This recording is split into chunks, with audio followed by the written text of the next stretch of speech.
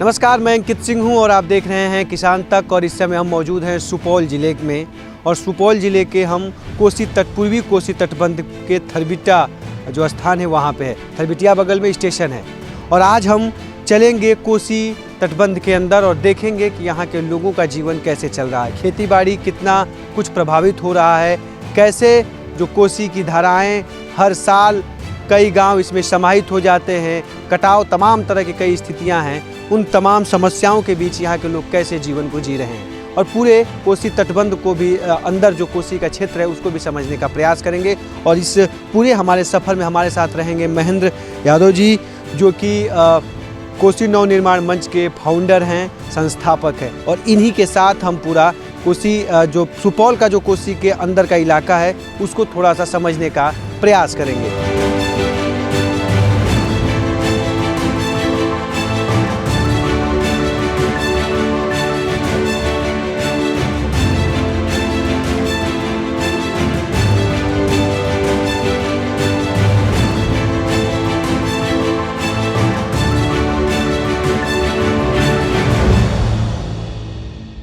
हम इस समय जैसा कि मैं बताया कि कोसी तटबंध के हम लोग अंदर आ चुके हैं। पूर्वी तटबंध से आ रहे हैं, करीब करीब 1 से 2 किलोमीटर पैदल हम आए हैं। गाड़ी 4 व्हीलर का कोई ऐसा मार्ग नहीं है, 2 व्हीलर है तो आप आ सकते हैं। तो महेंद्र जी, ये क्या है? इससे भी धारा निकलती रहती है? हाँ, ये कोसी की कई धारें यहाँ बहती हैं। वहाँ एक धार है, दिखाइएगा घुमा के जी। एक कोसी की एक धार है, ऐसे कई धाराएं हैं। मुख्य धारा अभी जो जाड़ा और अभी शुरुआत है तो इसमें पानी नहीं है, तो पानी अभी आ जाएगा थोड़े दिन में। और यहाँ से लेके और ये पानी ये पूरा वहाँ तक ही सब गांव में पानी, वहाँ से लेके ये सब नाव भी रखा गया है उस समय काम ये नाव रखा गया है यहाँ पार करने के। थोड़ा सा आगे और चलते हैं और देखते हैं। कोसी का एक धारा ही है, कहा जाता है कि कोसी का कोई सीमित धारा नहीं है, कितने ही में कहीं से भी वो बहने लगती है और हर बार कुछ न कुछ अपने बीच अपने साथ तबाहियाँ लेकर आती है।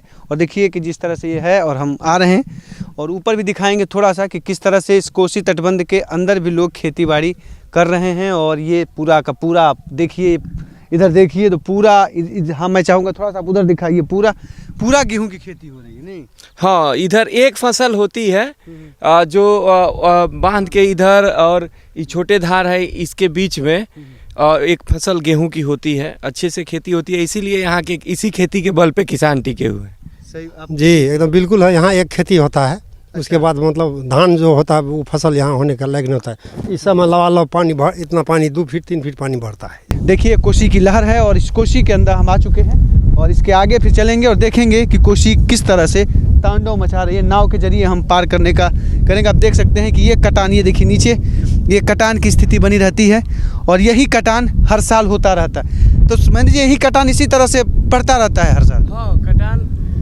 बाढ़ के सीजन में ज़्यादा होता है, लेकिन अभी भी देखिए कि कटाव हो रहा है। बाढ़ जब खूब पानी आता है उसके बाद थोड़ा कटता है तो कटाव बहुत भयानक होता है। गांव के गांव उसमें समा जाते हैं, तो गांव के गांव समा जाते हैं। आप देख सकते हैं यहाँ नज़दीक से देखिए ये कटान है और बाजू में देखिए ये खेत है, गेहूं की फसल है। और शायद इसके बाद अगर हम इस पर थोड़ा सा भी अगर प्रेशर देंगे तो ये देखो पैर पे, ये देखिए ये पूरा का पूरा ये कटाव है और ये लगातार चलता रहता है। और इसके बाद ये देखिए बगल में गेहूं की फसल है। आने वाले कुछ दिनों में आप देखेंगे तो शायद ये जो गेहूं है, गेहूं की फसल, ये भी शायद नहीं रहेगी, ये भी इसमें समाहित हो जाएगी। आइए, तो हम कोसी तटबंध पे आ गए हैं, नदी के किनारे आ गए हैं और देखिए यहाँ से हम नाव के सहारे हम दूसरे गाँव में जाएंगे। और ये हम इस नाव के सहारे ही चलेंगे। नाव के उस पार आपको मैं दिखा दूँ कि उस पार चलना है और ये व्यवस्थाएँ हैं और इसी के जरिए।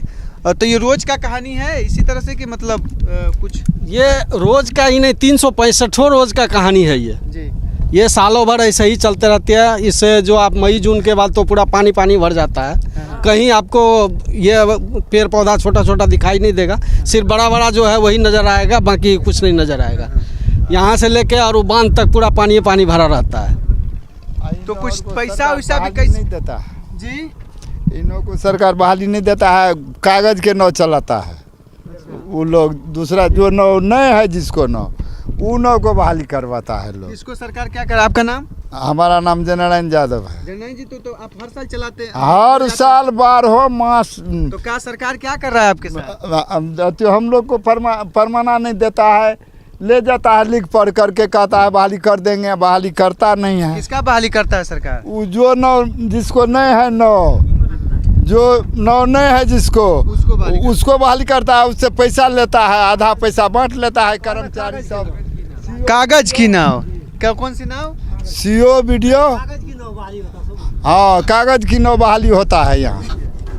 आइए। सीओ वीडियो जो है से देवनारायण मंडल। तो ये मंडल जी तो कितना मतलब उधर ही पूरा गांव बसा हुआ है? हाँ, ये इससे यहाँ जो है ना पूरे गाँव ये गाँव है। अच्छा। छिटफुट है। तो पुल उल अगर बनेगा तो सफलता मिलेगी कि वो भी बह जाएगा? बहुत अच्छा बनेगा सफलता, अगर पुल सही से बन जाए तो। अच्छा। पूरा लागत से सरकार जो बना देगी जी जी, तो जनता को बहुत फायदा होगा। जनता का बहुत फायदा होगा। हमारे साथ थोड़ा सा महेंद्र जी हैं को, और ये लगातार कोसी न्याय मंच अपना जो इनका संगठन है उसके जरिए ये तमाम चीज़ों पे काम करते रहते हैं। तो सर ये मांग क्या है पूर्वी और पश्चिमी तटबंध बनने के बाद, ये स्थिति यहाँ की बिगड़ी है या पहले भी ऐसे ही थी? नहीं, पहले एक बार बाढ़ आती थी और चली जाती थी और उसके बाद लोग खुशहाल रहते थे। तटबंध बनने के बाद एक निश्चित इलाके में नदी हर साल बाढ़ आता है, हर साल तबाही होता है और इसी क्षेत्र के लोग सबसे ज़्यादा परेशान होते हैं। बाहर के जो सुरक्षित इलाके के लोग हैं वो जब तटबंध टूटता है या जल जमाव से बाढ़ के प्रभावित होते हैं, तो बाढ़ की समस्या का कई रूप बदला है। तबाही इन लोगों को सबसे ज़्यादा होती है तटबंध के भीतर है। तो क्या कुछ सुविधाएं मिली सरकार जब ये तटबंध बनाया गया आज़ादी के बाद?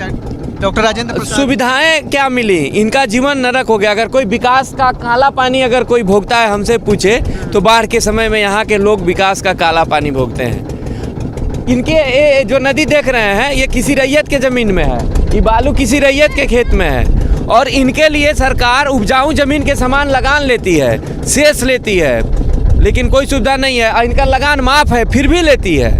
सर्वे में ही सारा जमीन बिहार सरकार होने वाला था, उसको लेके हम लोग लड़ रहे थे, अभी भी सवाल पदयात्रा में उठा रहे थे। इसको बिहार सरकार अपने मतलब लेने सर्वे के लिए जो नियम बनाए गए थे तो उसमें इसको बिहार सरकार होने का खतरा था, तो उस पर हम लोग जन दबाव बनाए। तो ये यहाँ ये यही कोसी का ये नदी का जल है और ये जल लोगों को जीवन भी देता है, लेकिन इस जीवन के साथ कई लोगों को अपनी धाराओं से विस्थापित भी कर देता है। जी, नदियाँ कहीं भी शोक नहीं होती हैं। जो आप एक चीज़ यहाँ कहा जाता है कोसी शोक है। पहले नदी थी कि लोग थे। तो जब इस सवाल को देखेंगे तो पहले नदी थी। हर नदी का अपना चरित्र है, अपना जीवन है, अपने हिसाब से उसका जिस भौगोलिक इलाके में है वहाँ है। लोग यहाँ आके बसे, तो लोग जो विकास की जो गलत अवधारणा के तहत इस तरह से किया गया तो नदियों को शोक बना दिया गया। कोसी का जो स्वरूप है वो वैसा था जैसा है, आप स्वरूप किसी का नहीं बदल सकते हैं, तो उसको शोक कहना वैसा नहीं है। कोसी भी बहुत लोगों को जीवन देती है, लेकिन तबाही तब होती है जब बाढ़ के समय में, और सबसे उससे भी बड़ी तबाही होती है प्रशासन और शासन की, जो इनके साथ तटबंध बनाने के बाद उपेक्षा किया गया, इनको एकदम छोड़ दिया गया। नीतिगत अन्याय हुआ है इन लोगों के साथ में।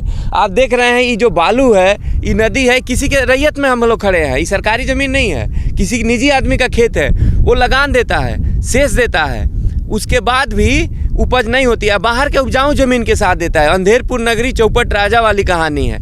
इनके लिए 4 हेक्टेयर यानी 10 बीघा तक का लगान माफ़ था, फिर भी वसूल किया जाता है। 4 तरह का सेस क्या क्या लिया जाता है? शिक्षा सेस 25% लगान की राशि का 50% शिक्षा सेस लिया जाता है। यहाँ शिक्षा की स्थिति आप देखिएगा सबसे खराब है। स्वास्थ्य सेस 50% लिया जाता है और एक भी उप स्वास्थ्य केंद्र तटबंध के भीतर कहीं कार्यरत नहीं है। 25% सड़क विकास का लिया जाता है। रोडवेज देख रहे हैं कितना बढ़िया रोडवेज है, लेकिन ये टैक्स दे रहे हैं। और 20% कृषि विकास का, उनके खेत में नदी बहती है, बालू है और उनसे टैक्स लिया जाता है। यहाँ के किसान दिल्ली पंजाब जाते हैं, कमा के लाते हैं तो लगान की राशि जमा करते हैं। और ये सब करने के बाद सर्वे में पहले नियम निकाला गया था कि जहाँ बालू है, नदी है, वो सब बिहार सरकार हो जाएगा। हम लोग लड़े, कुछ बदलाव हुआ, अभी भी कुछ पेंच मचा हुआ है कि ये जो रैयत का खेत है उसका खाता नंबर और उसका रकबा उसके मालिकाना में नहीं दर्ज होगा। इसको लेकर सत्याग्रह पदयात्रा और सब चीज़ों को उठाया गया था। तो आपको क्या लगता है कि इसका निराकरण क्या है? निराकरण सरकार की संवेदनशीलता है। यहाँ के लोगों को इंसान मान के सहानुभूतिपूर्वक इनके साथ बात करके और नीतियों को बनाएगी तो इसका निराकरण निकलेगा। पहले तो पटना और दिल्ली और बड़े शहरों में बैठे अफसर ये कहते हैं कि यहाँ कोई समस्या ही नहीं है, यहाँ तो सब कुछ ठीक है।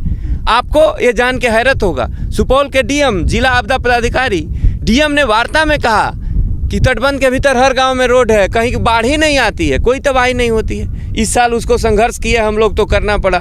इंजीनियर जो बड़े बड़े आलीशान बंगलों में बैठे रहते हैं कहते हैं तटबंध के भीतर तो हर गांव में रोड है, सब कुछ चकाचक है। आप देख रहे हैं, आप विजुअल देख रहे हैं क्या स्थिति है, जो सच्चाई है। तो जो नीति निर्धारक करने वाले लोग हैं वो कोसी के तटबंध के भीतर के लोगों को भुला गए हैं। उन्हीं को पहले जागरूक करके, उनको संवेदनशील करके, यहाँ के लोगों से बात करके निराकरण निकाला जा सकता है। तो ये सफ़र हर रोज़ चलता है, हर रोज़ इस कोसी नदी को पार कर यहाँ के लोग अपने घर तक जाते हैं, अपनी मंजिलों तक जाते हैं, और यहाँ से बाहर लोग नौकरी करने के लिए भी इसी माफ़ी चाहता हूँ कोसी नदी से और नाव के सहारे जाते हैं, एक नए सपनों के बीच कि जब आएँ हम अपने गांव तो कोसी और कोसी तटबंध के अंदर रहने वाले हमारे गांव में विकास पहुँचे। लेकिन अभी भी कसमकस जारी है और इस कसमकस के बीच देखना होगा कि कब तक जारी रहेगा, कब सरकार इन तमाम लोगों की जो बुनियादी सुविधाएं हैं, रोटी कपड़ा मकान की जो मांग है, वो कब पूरा होता है और कैसे इन इलाकों में जो कहा जाता है कि कुछ हो नहीं सकता, उन इलाकों में कैसे विकास पहुंच पाएगा और कैसे क्या कुछ होगा, वो देखने वाली बात होगी। तो हम भी अब चल रहे हैं इस सफ़र के साथ। ईंट देख लीजिए, उधर से ईंट आया था, यहाँ पे लदा, अब यहाँ से चल के जाएगा उधर, यानी कि जो भी शौचालय बनवाना हो चाहे कुछ भी बनवाना हो तो उसी में होता है। और हम भी स्कूल के लिए जा रहा है, तो स्कूल के लिए जा रहा है, कहाँ जाएगा ये? बौरा। अच्छा, तो जहाँ से हम लोग आए थे वहीं पे जा रहा है क्या, जो स्कूल का बात की? दूसरे जगह दक्षिण। तो स्कूल के लिए ही जा रहा है कि स्कूल हमने और भी दिखाया था किसान तक पे, और एक ये और भी है कि ईंट जा रहा है, शायद वहाँ पे पक्का स्कूल का निर्माण हो जाए। और गोड़ियारी टोला जा रहा है, तो गोड़ियारी टोला जा रहा है, इलाका इधर ही है। और हम इसी नाव से उतरे थे और दिखाए भी थे पूरी कहानी, और इसी नाव के सहारे अब हम जा रहे हैं राजधानी। और देखते हैं राजधानी के लोग बड़ा तेज़ ऊंचा सुनते हैं और किसान तक भी उन्हें सुनवाना चाहेगा, इंडिया टुडे ग्रुप सुनवाना चाहेगा कि इन लोगों के भी आवाज़ को सुनिए। बड़ी दूर से चिल्लाए हैं और इनकी आवाज़ को सुन लेंगे राजधानी वाले तो शायद जीवन सुधर जाएगा। चुनाव भी है और चुनाव में कहते हैं कि बहुत काम ऐसे हो जाते हैं, घोषणाएं हो जाती हैं, कुछ काम भी हो जाते हैं जिसकी उम्मीद लोगों को बड़े लंबे समय से रहता है।